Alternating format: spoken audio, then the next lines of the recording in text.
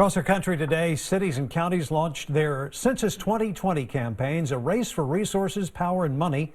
From April through July of next year, hundreds of people will be going door to door to count and get information from Texans.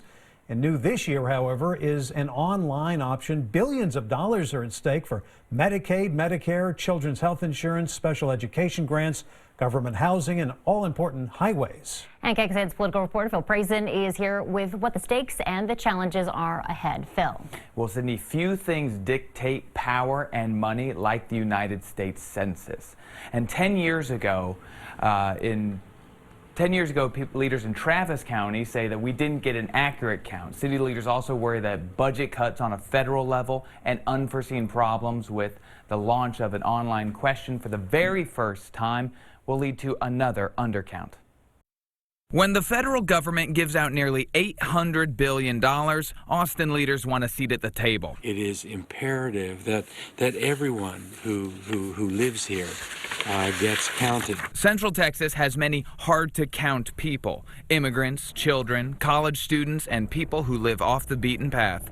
It's not just urban Travis County. According to the City University of New York, Round Rock, Cedar Park, and San Marcos also have people hard to count. What we're hoping to do is encourage our communities of color, specifically our Black and Latino communities, to come and work for the census. Maria Campos from the Census says over the next year they'll also combat fears.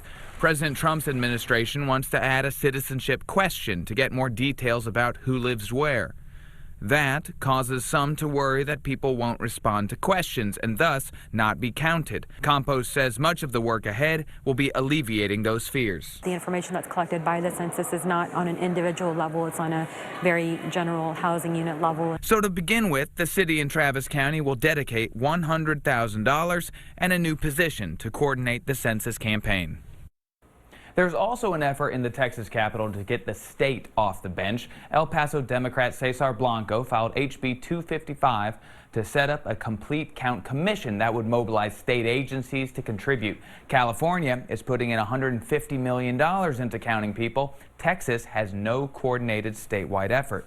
Lawmakers have until the end of May to pass that or not. Sydney. All right, Phil, thank you. The next census will also kick off one of the largest power struggles at the state capitol.